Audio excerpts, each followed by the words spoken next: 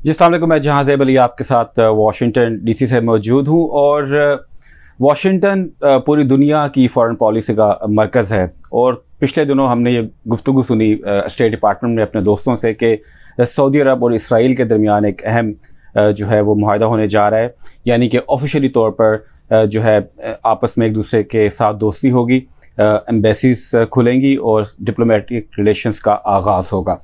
इससे पहले भी कई मुस्लिम ममालिक हैं जो इसराइल के साथ अपनी दोस्ती कायम कर चुके हैं। पाकिस्तान के हवाले से भी नाम आता रहता है कि पाकिस्तान और इसराइल के दरमियान शायद किसी लेवल के ऊपर गुफ्तगू का आगाज़ हो चुका है।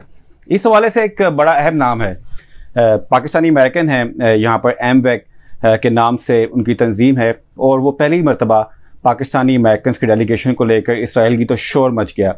किसी ने उनको यहूदी एजेंट कहा, किसी ने उनको मरीम नवाज़ का एजेंट कहा, किसी ने उनको और पता नहीं क्या क्या उनको अलकाब से नवाजा गया।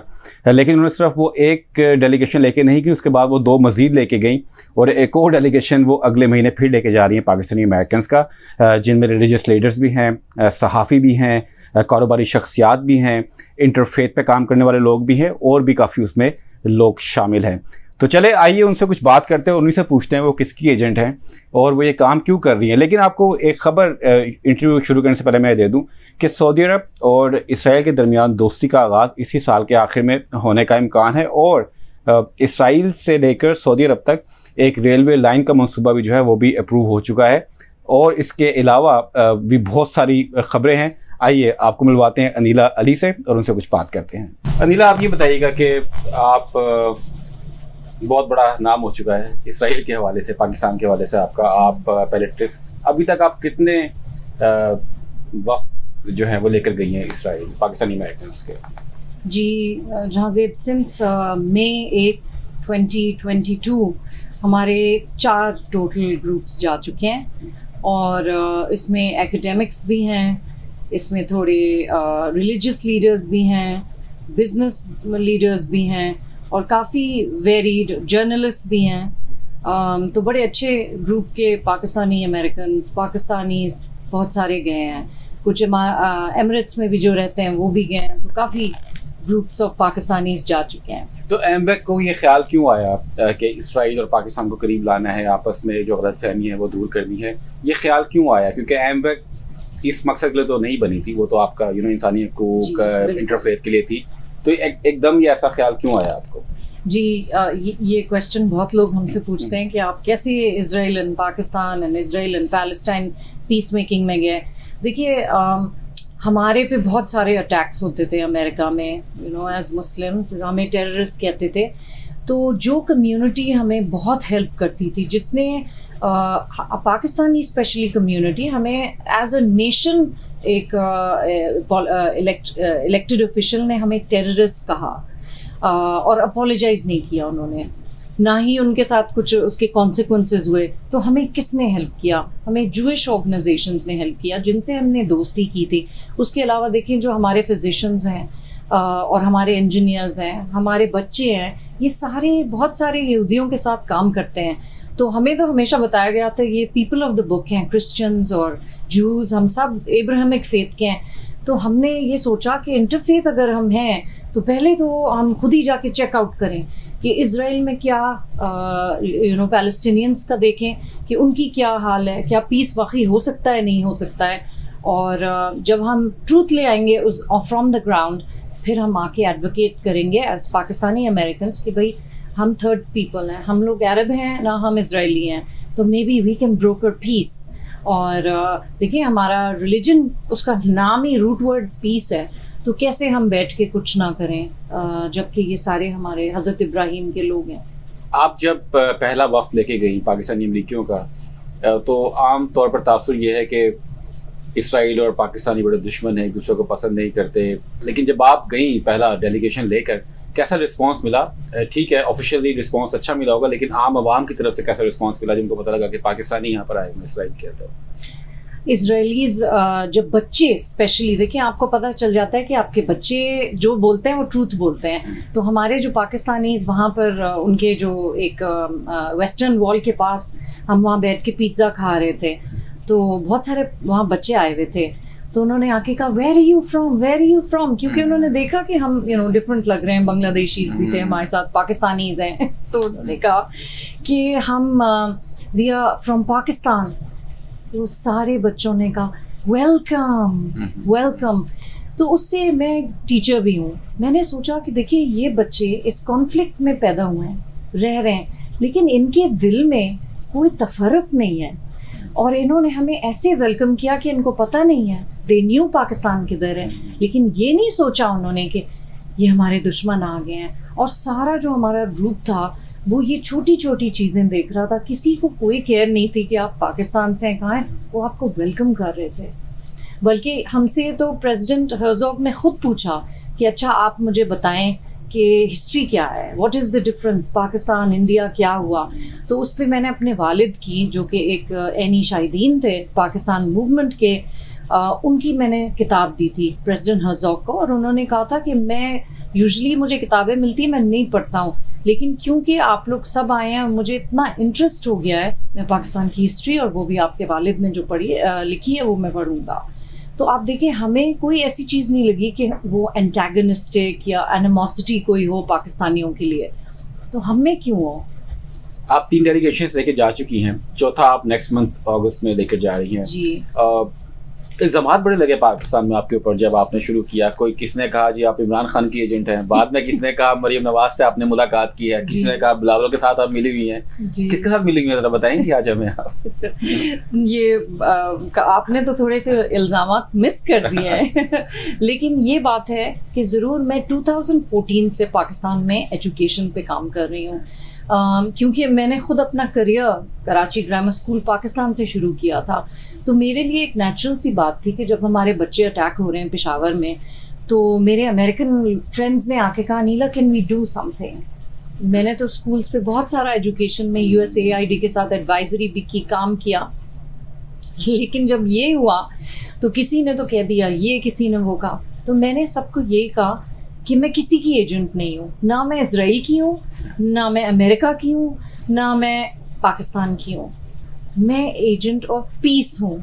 क्योंकि मैं चाहती हूँ कि हमारे बच्चे जो अमेरिका में तालीम ले रहे हैं और रह रहे हैं, और जो हमारे पाकिस्तान के बच्चे हैं जिनके लिए एक फ्यूचर हमारा फ़र्ज़ है बनाना, वो क्यों ना हम बनाएं। अगर हमें अल्लाह ने कॉन्टैक्ट्स दिए हैं, सलाहियत दी है, थोड़ा सा पावर दिया है कि भाई ब्रिंग पीपल टुगेदर, तो उनके लिए बेहतर होगा कि उनके पास खाना होगा, फूड इनसिक्योरिटी कम होगी, उनके पास टेररिज्म और ऐसी चीज़ें कम होंगी और वो स्कूल जा सकेंगे। आपने देखा अभी KPK में जो JUI की रैली में 50 लोगों की डेथ नहीं हुई है, 50 फैमिलीज़ का लॉस है। तो ये सारा जो चीज़ें हैं, पाकिस्तान को हम कैसे स्ट्रॉन्ग बना सकते हैं with peace with all it's neighbours. ये नहीं कि सिर्फ इजराइल हो, मैं समझती हूँ कि इंडिया से भी, अगर हम इंडिया जाते तो कोई मुझे ये नहीं कहता आप इंडिया की एजेंट हैं, मुझे सब कहते बड़ा अच्छा है आप करें। इनफैक्ट अभी भी मुझे लोग कहते हैं जाएं, और मैंने ये भी हमारा ट्रैक है, इंशाल्लाह हम इंडिया भी जाएंगे और पाकिस्तान की वहाँ से भी दोस्ती कराएंगे। लेकिन ये आप देखें कि कोई सऊदी अरेबिया से पूछ रहा है कि आप एजेंट ऑफ इजराइल हैं, वो भी तो दोस्ती कर रहे हैं। क्यों कर रहे हैं? क्योंकि अपना उनका नेशनल इंटरेस्ट है, उनको पता है कि उनके यंग लोगों के लिए उनको सिक्योरिटी चाहिए, उनको एग्री टेक चाहिए, जो कि पाकिस्तान के लिए भी चाहिए। आप देखें सैलाब में पाकिस्तान गई थी और जिन इलाकों में जाके जो मैंने पॉवर्टी देखी, अभी तक पानी नहीं सूखा है सैलाब का। हमें खाने की ज़रूरत है, हमें पानी, साफ ड्रिंकिंग वाटर, जो कि मुझे मॉडर्न टेक्नोलॉजी की जरूरत है हर जगह के ऊपर, वो चाहे एग्रीकल्चर हो, चाहे कोई और हो, या कि आप इंफ्रास्ट्रक्चर के हवाले से हो। हमें क्योंकि मेरी भी जब मुलाकात हुई थी इसराइल के एम्बेसडर से, काफ़ी इंटरेस्ट शो करते हैं इसराइली पाकिस्तान के साथ दोस्ती के लिए, और पाकिस्तानी भी ये चाहते हैं। लेकिन मेरी एक बड़े अहम पाकिस्तानी ऑफिशियल से बात हुई थी वाशिंगटन DC में, मैंने कहा आप इसराइल से हम दोस्ती क्यों नहीं करते? तो उन्होंने कहा यार हम तो कर लें, लेकिन वो पीछे जो इतना सख्त किस्म का एक जो मुल्लाइज़म है, जो मौलवी इतने स्ट्रॉन्ग हुए, उनसे वो थोड़ा बहुत घबराते हैं। लेकिन आपको लगता है कि इस चैलेंज से भी निपटने में भी हम कामयाब हो सकते हैं? देखिए जहाँज़ेब, मैं आपको बताऊं कि ये मेरे इज़राइल जाने से पहले मैं बहुत सारे हमारे जो क्लेरिक्स हैं, मैं तो उनके पास जाती थी कि मुझे आप वुमेन्स राइट्स इन इस्लाम के बारे में बताएं, बिकॉज अमेरिका में इस्लामोफोबिया फाइट करने के लिए I need the knowledge, I need you to tell me कि हमें इज़राइली यहूदी और क्रिश्चियंस को नफ़रत करनी है, ये लिखा है हमारे कुरान में।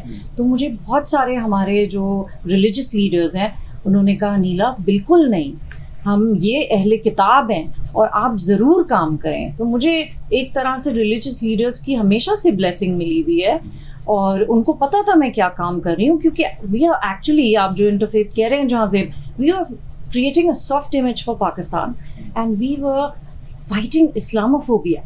तो उसमें हमारा तो ये तो अच्छी बात है ना कि पाकिस्तानी मुसलमान औरतें हैं, हम स्प्रेड कर रही हैं पीस और इस तरह से दुनिया को हेल्प कर रहे हैं, ये तो हम सब का फ़र्ज़ है। तो वो जो हमारे क्लेरिक्स हैं उन सब ने कहा था कि अनीला आपकी ऑर्गेनाइजेशन बहुत अच्छा काम कर रही है, विमेंस एम्पावरमेंट भी इस्लाम है।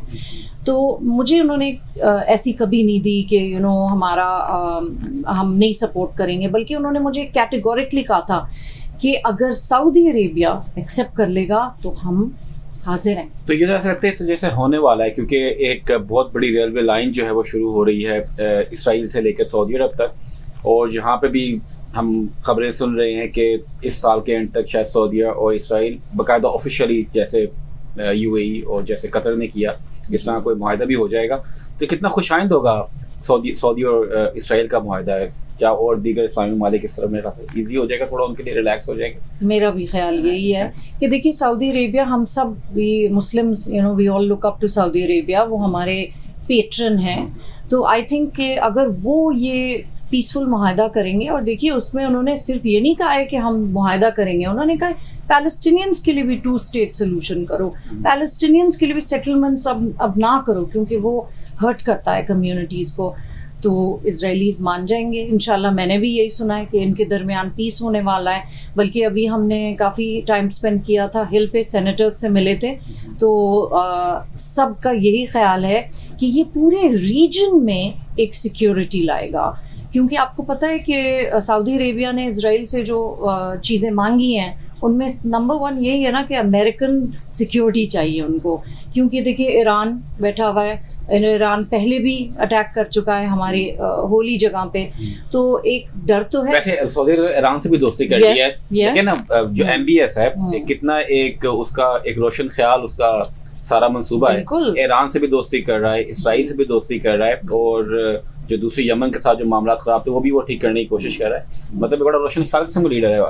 देखिए मेरा ख्याल है कि MBS सऊदी अरेबिया के लिए बेहतरीन प्रूफ कर रहे हैं, बिकॉज उन्होंने ये देखा कि उनके ज़्यादातर लोग यंग हैं और उनके लिए jobs, opportunities, freedom of thought और उनके लिए क्रिएटिविटी जो उनको फ्लरिश करने के लिए एक अपॉर्चुनिटी दो, अपने लोगों के लिए वो ये कर रहे हैं। इसीलिए वो जो बना रहे हैं न्यूयॉर्क सिटी, और ये जो सारी फ्लाइट्स जा रही हैं फ्रॉम टेल अवीव, ये क्यों जा रही हैं? क्योंकि पूरी दुनिया को पता है कि Israel is the leader in technology में। इजराइल, हम भी जब गए तो हम तो आगे के, अमेरिका से भी आगे टेक्नोलॉजी में। बिल्कुल। आप ये बताइए कि पाकिस्तान की और इजराइल की दोस्ती होती है तो क्या क्या फवायद पाकिस्तान को मिल सकते हैं? मतलब लिस्ट है पूरी, जॉब्स हैं, पैसा है, एग्रीटेक, आपके ख्याल में कितना फ़ायदा मिल सकता है और रोज़गार भी मिलेगा पाकिस्तानी नौजवानों को वहाँ पे, क्या कहेंगे आप? ये मैं आपको बताऊं कि अभी ऑलरेडी पाकिस्तानियों को इजराइल के थ्रू रोज़गार मिला हुआ है। व्हाट्सएप, ठीक है, जो फाइवर ये सारा उन्होंने निकाला है, और वो सारे हमारे यंग लोग जो है, मैं तो कितना फाइवर को यूज़ करती हूँ, अपवर्क, फाइवर, ये सारे जो प्लेटफॉर्म्स हैं किसने निकाले हैं? इजराइलीज़ ने, और पूरी दुनिया बेनिफिट कर रही है। तो हमारे लोगों के लिए ना सिर्फ ये होगा, बट ये जो हमारी एग्री टेक्नोलॉजी है जो कि हम ग्रो नहीं कर सक रहे हैं, और हमारे पास यानी कि इतना पानी भी नहीं है, क्लीन पानी नहीं है, और पानी इरिगेशन भी नहीं है, तो ये सारा इजराइल के पास टेक्नोलॉजी है।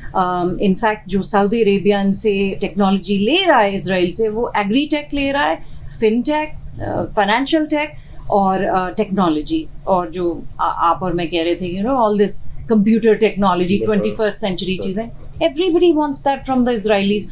यूएई ने क्यों उनसे साइन किया? बिकॉज उनको, आप देखें यूएई की एक औरत पहुंच गई है मार्स पे, ठीक है, तो हम भी तो मुसलमान हैं, हम भी तो यूएई की तरह हैं, हमारे लोग तो बहुत इंटेलिजेंट हैं। आई थिंक मार्स क्या, वो तो कहीं और भी पहुंच सकते हैं। बिल्कुल, और सितारे ढूंढ सकते हैं।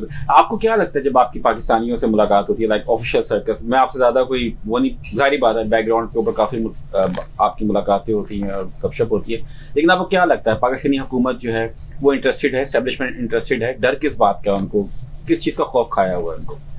मेरा ये ख्याल है कि देखिए, मैं सारे जो ऑफिशियल से मिलती हूँ, मैं सबसे मिलती हूँ, मेरी सबसे दोस्ती है। ये नहीं कि सिर्फ मैं इमरान खान या मरियम नवाज शरीफ, मैं तो सबसे मिलती हूँ। और मुझे ये लगता है कि उन सब में थोड़ी थोड़ी डिज़ायर है कि हमारा थोड़ा सा इकोनॉमिक नॉर्मलाइजेशन तो हो जाए, क्योंकि उससे हमारे मुल्क, हमारे लोगों का फ़ायदा है। लेकिन जिस चीज़ से वो डरते हैं, वो नहीं चाहते कि एक पॉलिटिकल पार्टी दूसरी के ख़िलाफ़ यूज़ करे कि ओ ये इजराइल के एजेंट हैं, क्योंकि उन सब ने देख लिया कि मेरा हशर क्या हुआ। कभी मैं इजराइल की एजेंट बन गई, कभी मैं बन गई अमेरिका की एजेंट। ये किसी ने नहीं सोचा कि मैं एक औरत हूँ, एक माँ हूँ, एक औरत हूँ, एक पाकिस्तानी अमेरिकन हूँ, और मैं चाहती हूँ पाकिस्तान का भला। सो आई थिंक हर कोई इसी बैकलैश से, आजकल सोशल मीडिया भी इतना वायरल है कि आप जो गलत बात भी कह देते हैं लोग बिलीव करते हैं। तो आई थिंक मेरे केस में भी जहाँ से ये हुआ कि किसी ने कह दिया ये इजराइल की एजेंट है, किसी ने कह दिया अमेरिका के साथ मिलके इन्होंने गवर्नमेंट टॉपल की है, सबने बिलीव कर लिया। लेकिन काश अल्लाह मियाँ मुझे इतना दे दे पावर तो मैं गवर्नमेंट अच्छी लाऊं कंट्रीज में। अच्छा बताइए, आपको जो नेक्स्ट ट्रिप जा रहा है उसमें आपने बताया था कुछ इमाम भी हैं, हमारे रिलीजियस लीडर्स भी शामिल, थोड़ा सा कुछ बताएंगी हमारा नेक्स्ट ट्रिप कब है इसराइल का? जी, हमारा अभी एंड ऑफ अगस्त 20 इमाम जा रहे हैं, उनमें पाकिस्तानीज भी हैं। 20 इमाम है जी। जी, आप देखिए थिंग्स आर चेंजिंग, क्योंकि लोगों ने देखा कि वाकई peace is better than war, कि हमें अगर हेल्प भी करना है पैलेस्टीनियंस को, तो हमें उनको टेबल पे लाके बिठवा देना है। कम्युनिकेशन जब तक नहीं होगी तब तक तो कुछ भी नहीं होगा ना। हम दो लोगों की नाराजगी भी हो, जब हम आपस में बातचीत ही नहीं करेंगे तो मसला कैसे हल होगा? और आप पाकिस्तानी के लिए लास्ट मैसेज आपका क्या है, जो आपको देख रहे हैं इस वक्त सारे पाकिस्तानी? क्या आप आज बता दो क्या आप एजेंट ऑफ पीस हैं, लेकिन आपका वैसे एक आम पाकिस्तानी पब्लिक के लिए क्या पैगाम है, जो हर वक्त ये सोचते रहते हैं कि इसराइल आ गया और ये हो जाएगा वो हो जाएगा, हालांकि बहुत ज्यादा फायदे होने, नुकसान कोई नहीं होना? अपना मैसेज क्या देंगे? मैं ये कहना चाहूँगी कि आप जब कोई बात सुने तो आप उसकी तहकीक करें, आप देखें कि वो सच है कि नहीं है, और किसने आपको कहा है, आपकी सोर्सेस क्या हैं।